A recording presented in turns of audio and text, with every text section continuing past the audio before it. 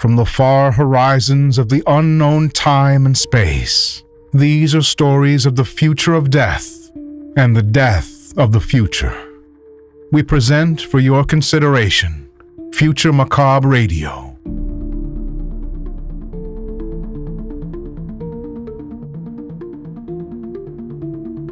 Deep in the oceans on the 5th planet from the star Kladata, 2 female octopodes hold a writhing figure they caught in a trap. Her arms flail helplessly as she tries to escape, but the older octopus has her in a firm grip. She addresses the younger one and asks her to pay attention. You open the creature like this. Use a tool. He has a synthetic suit to protect him from the pressure. He needs oxygen to breathe. Oh, very unusual. This is a female. Only 1 in 100 are female. Do they taste different? No, they taste the same. This is the head. This is where the yummy bit is. Very good. So once you've removed them from their suit, crack open their skull by hitting it against a rock. Deep inside the brain, between the eyes, sitting in a bony cavity at the base of the skull, is the little spongy snack. It's the size of the tip of our tentacles. And the rest of the animal is just trash? I mean, you could eat more, but that's the bit that's delicious. Then what do we do with the rest of it? We just throw it to the ocean floor. Scavengers will eat what remains. Now, to indicate you enjoy it, say, "Gluck, gluck, gluck." Here, you can have this one. Oh, gluck, gluck, gluck times a million. It's so yummy. If you see a human, I think you're ready to catch it on your own. You're certainly big enough now, but you can always ask for help. This scene unfolded several miles beneath the surface of Kladata 5, the 5th planet orbiting a red dwarf star, an ocean planet that sometimes has violent storms due to the anticyclones and dense atmosphere. The young octopus in the previous scene was named Blue. She resides on Kladata 5 among thousands of other octopodes, the only creatures on this planet who have developed language and culture. The oceans are teeming with life, from microscopic creatures to gigantic megafauna. 15 revolutions later, Blue has grown up, and her creativity and curiosity led her to a career in marketing. She's making a subspace call to a space station many light years away. An enterprising young Vluuta trader named Elliott, who helps humans to find passage to Kladata 5 to hunt for a mucky wax that is expunged from 200-ton whales. Blue's language is a complex manipulation of the colors on her skin and gestures with her 8 arms that an artificial intelligence translates live for Elliott. I'm glad to see you survived the treacherous conditions of space since we last interacted. I've acquired the knowledge that one should fake some affection for one's business partners in the initial exchange. And that's what I'm demonstrating now. We are ready to see your proposed commercial message. The one that says, "Human women love ambergris." Yes, Blue, good to see you too. I've finished some commercials, but for humans they wouldn't use the phrase human woman. They would just say, "Ladies love a man with ambergris. Subtlety is key to an effective ad." By omitting the label human, we will further deceive them? Potentially, yes. I'll play it for you now. Kladatan ambergris. It's basically the most desirable substance in the galaxy. Perfume, aphrodisiac, secret ingredient, makes a great garnish or varnish. Here's an appealingly voiced female human with a penchant for seduction, and she's unmarried, and recently survived enough rotations to engage in consensual relations as defined by sector regulation. Oh my god, you got ambergris? I'm obsessed. Your place? Mine? Kladata and ambergris is only found on the ocean floor of Kladata 5, and of course, in the boudoirs and liquor cabinets of the richest and most fabulous. You could buy it, but it's so expensive, why would you? Organize a voyage to the Kladata system today and bring some back yourself. And shop at Elliott's Expedition Emporium for the best prices on wetsuits, nets, and scuba gear. Send tributes to me at Zaftig Sybarite. Like and subscribe. I didn't understand much of that, but it's certainly flashy. This ad will deceive many humans who will come to our planet and fall into our traps. Initial responses from our test audiences indicate so. We will send you the payment we agreed upon. This ad is satisfactory. I understand that hyperbole is expected in this situation. I meant to say, this is spectacular. Good doing business with you, friend. The ad will run on subspace channels that humans use immediately. Give my regards to your family. Why? It's customary to say things like that when ending communication with business partners. Yes, meaningless platitudes. I also concur. Regards to your offspring or progenitors. Unusual folks, the Kladatans, but their money is good.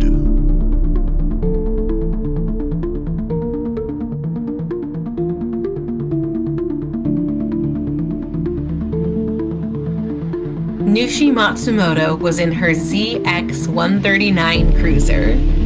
Traveling from Space Station Virus to the Jintar sector had been largely inconsequential. She listened to some audiobooks and had a strawberry milkshake with coconut milk. She threw a tennis ball in her small quarters, bounced it off a wall, and caught it a few thousand times. Personal log, entry 2044. I've tracked Dad's beacon to Kladata 5. He was on another one of his get-rich-quick schemes. He paid no heed to the warnings, and I suspect he got himself killed. Rumor has it that the locals are hostile. Someone on Jintar Station said they eat just one part of human explorers and discard the rest. I am bringing with me a spare biomatter replicator and a few synthetic pituitary glands. We are now arriving at the planet Kladata 5. Atmospheric pressure at the ocean surface beneath us with 1,018 hectopascals. Precipitation will be light.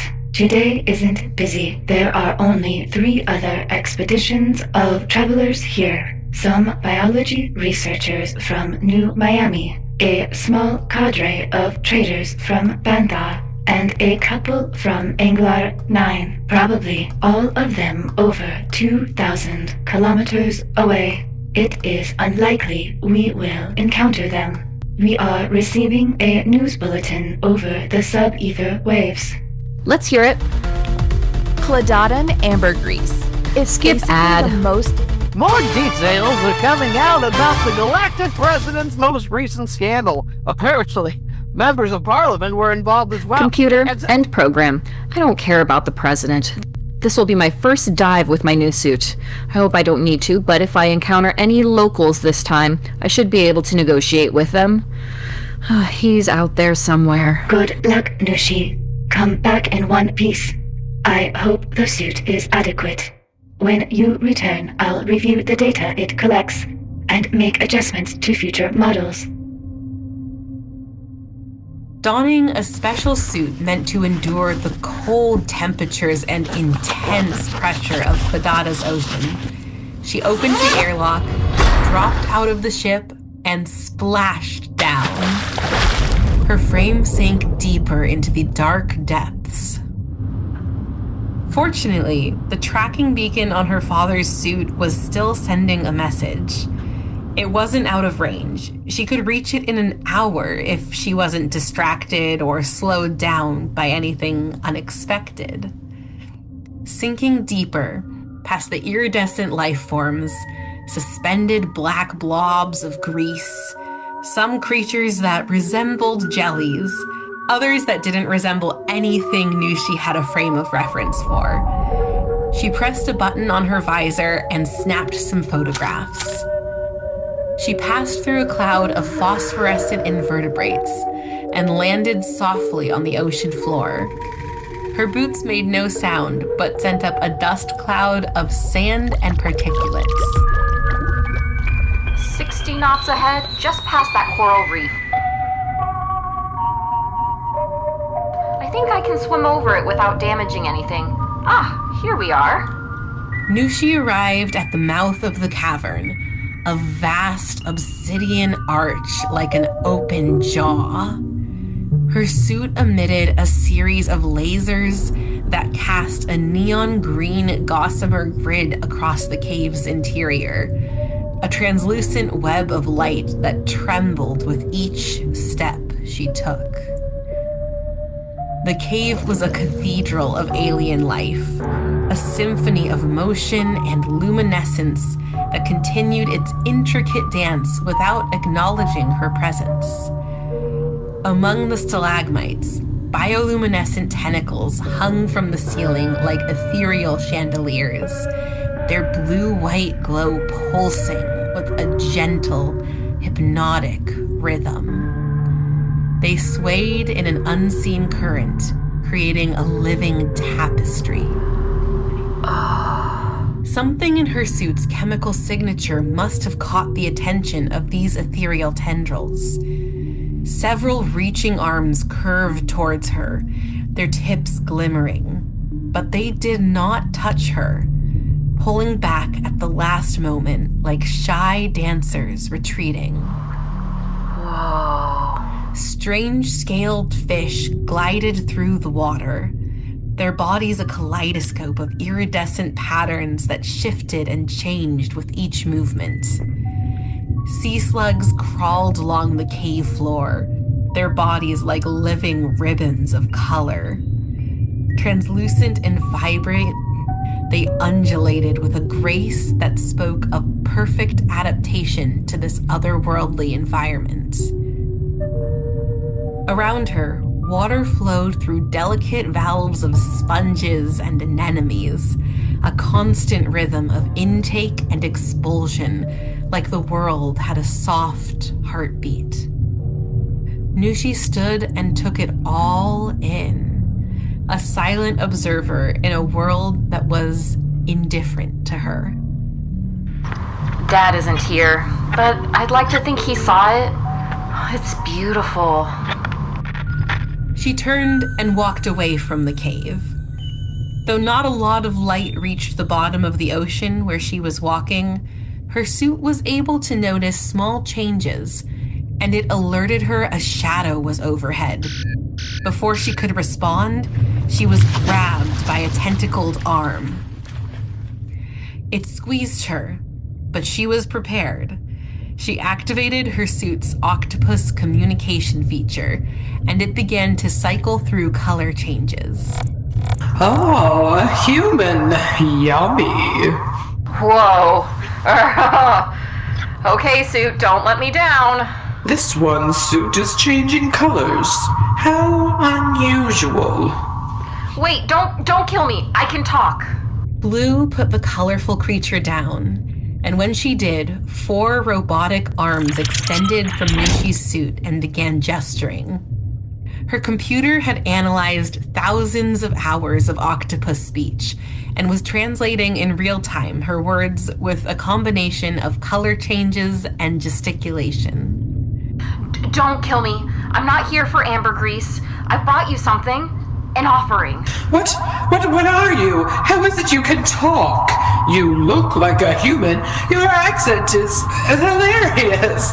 Did you mean to say gift just then? This is a human pituitary gland. You eat them, right?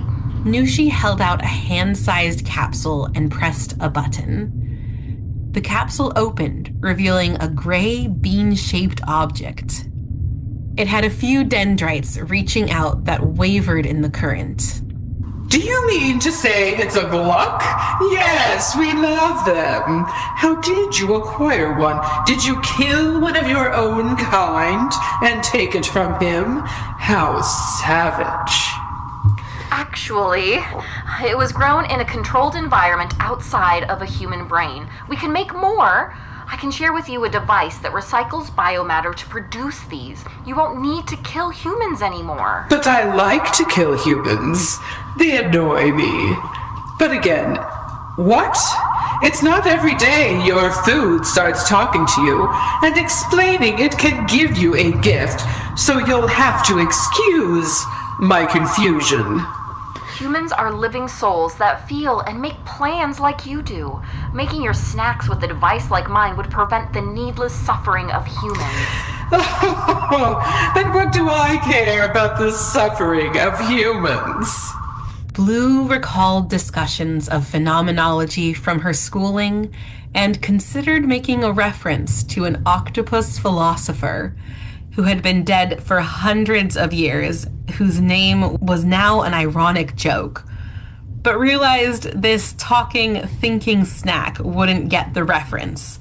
And so instead she said, The knowledge that the journey for ambergris is dangerous keeps cowards from trying. If your device works and I use it, word could get out that we aren't killing humans anymore.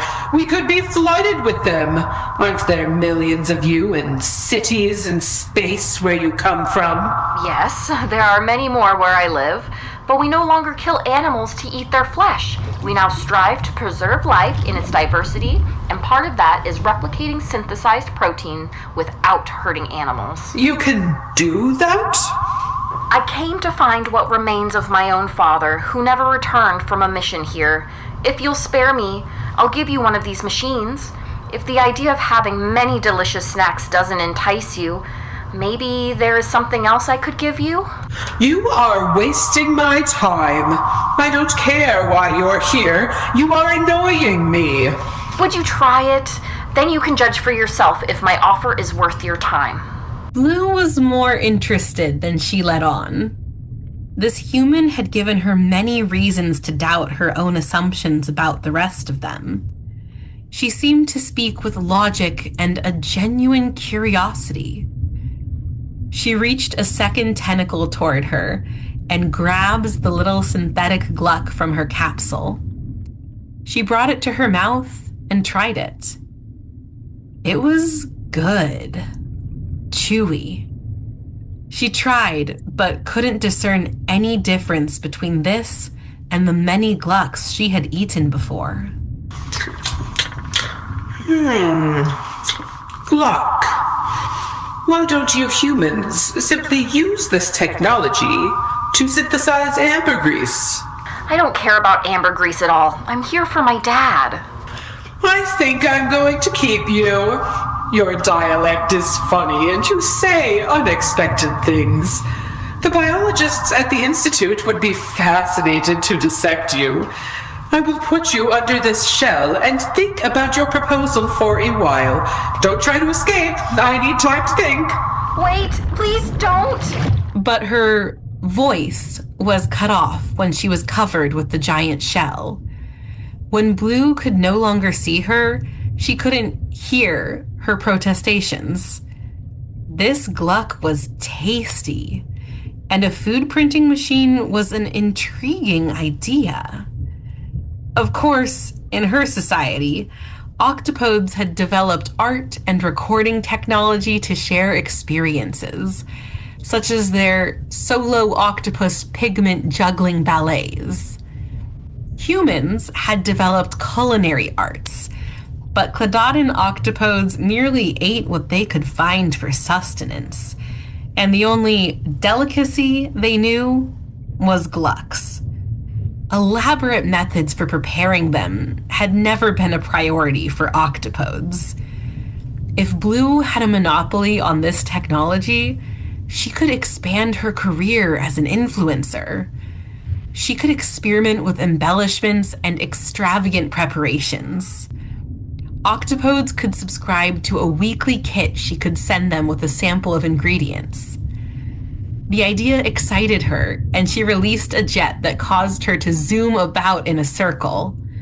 This was something she did to express joy and anticipation of exciting news.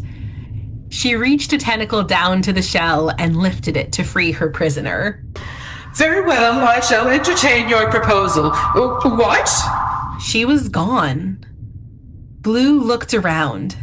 How could she have escaped? She tossed the shell and scrambled around looking for her.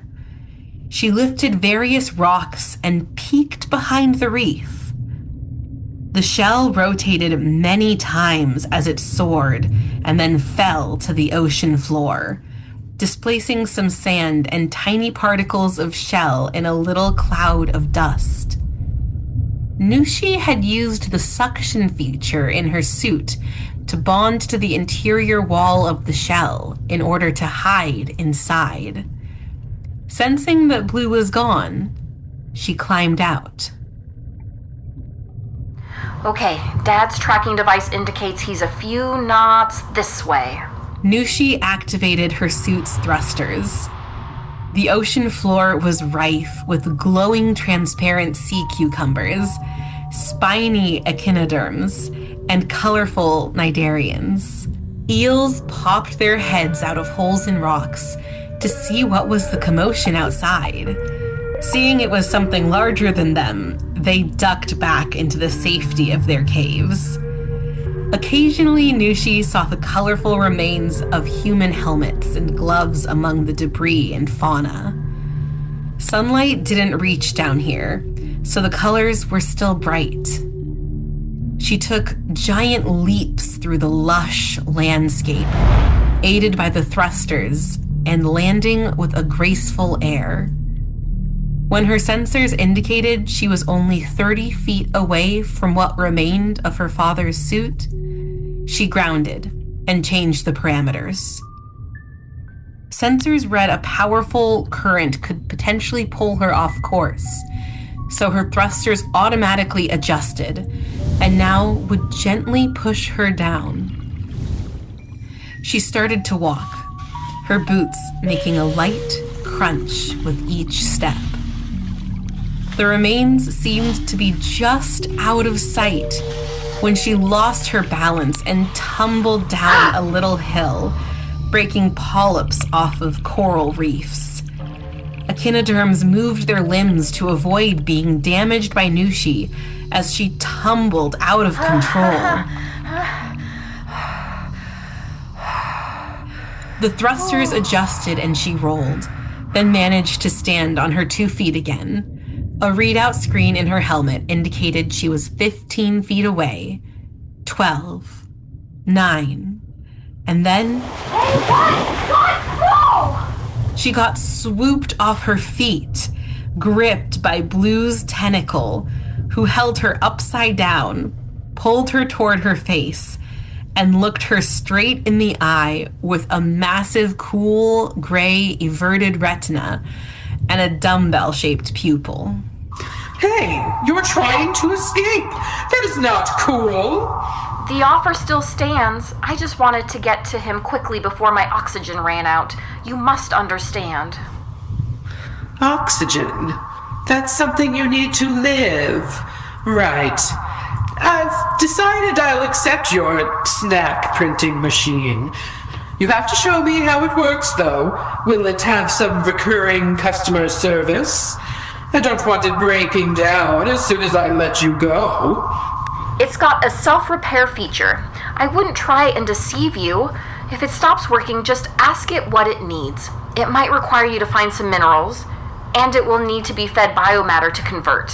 Where is this device? It's on my ship, in the atmosphere. My ship has been following me, so it's in the sky above us now.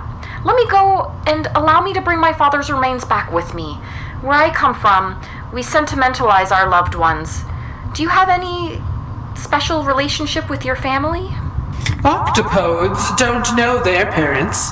After a mother octopus lays eggs, Her death spiral begins, but there was an older tribe member who taught me many things. My father is special to me. I'd like to cremate his remains and keep them in an urn in my spaceship's den. You are so weird. Is this your father's remains? That's him. The octopus swept up Nushi's father. His skeleton was still in what remained of his diving suit, though the helmet had been cracked open and scavengers had gotten inside. The arms drooped down in an eerie way, and Nushi winced. You will bring me into your vessel? No, there was no way you could fit. It's only got enough room for me and my computer assistants. You'll have to trust me. I'll go up to the ship and bring the tool back down to you. Are you certain it will work in the pressure of my home? We may have to make some adjustments, but you can feed it organic matter, such as seaweed, and it will tear the matter apart on the microscopic level and put it back together as glucks, or fish, or anything you'd like. You could deceive me. You could go up to your ship and then leave me here. Right, I could, but I won't do that. Nushi pushed some buttons on her wrist apparatus, and a long cable dropped down from her ship. She snapped a clip onto her back, and then the cable began retracting, pulling her and her father's remains up out of the water and back up to her ship. I have to go slowly back up. Awkward. I'll be back soon. Thanks for trusting me.